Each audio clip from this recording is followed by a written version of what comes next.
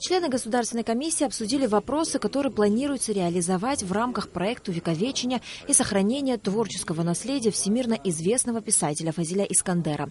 На встрече прозвучали предложения переименования одной из улиц столицы в честь писателя, установления мемориальной доски на доме, где жил Искандер, а также обсудить и определить со столичной администрацией место для установления памятника выдающемуся писателю с последующим объявлением международного конкурса по созданию скульптурного портрета Фазиля Искандера.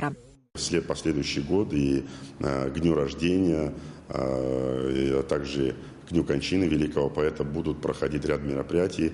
Это и по линии Министерства образования у Олега Алексеевича в Абхазском государственном университете пройдут конференции. Все эти проекты будут поддержаны правительством. Величина этого трудно переоценить роль Фазиля Абдуловича. И потому мы должны заботиться о всем этом наследии, сохранить и максимально поддержать все проекты, которые направлены на сохранение этого наследия. И мы сделаем все от нас зависящее для того, чтобы все это реализовалось. Собравшиеся единогласно поддержали идею создания научно-исследовательского и культурного центра Искандера с учетом пожелания и предложения родственников по использованию для этих целей дома и двора Искандера, где прошли детство и юность писателя.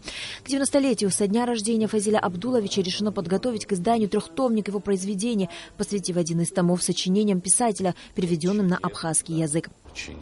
Место, где происходят все действия великой эпопеи Сандроис Чегем, тоже не осталось бы это место без внимания. Можно будет когда-нибудь, может быть, не на ближайшую перспективу, но сделать так, чтобы это было посещаемым местом. То есть включить маршрут посещаемых достопримечательностей Абхазии, как предлагал глава администрации города Сухум, допустим, построить там в том стиле, в каком это, допустим, отражено в его творчестве, что-то, какой-то очаг возродить, очаг, и чтобы абхазский быт, и абхазская этнографическая вот эта особенности и культура там тоже имели какое-то отношение, чтобы люди, приезжая туда, могли бы почувствовать аромат творчества Искандера, его великой прозы, великой поэзии. Государственная комиссия также обсудила вопрос о широком отражении творчества Искандера в учебных программах. Восстановление дачи писателя в селе Мгудзурха в качестве музея-усадьбы.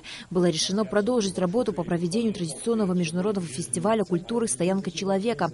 Также принято решение создать рабочую группу по сохранению и созданию новых телевизионных материалов, посвященных жизни и творчеству великого писателя.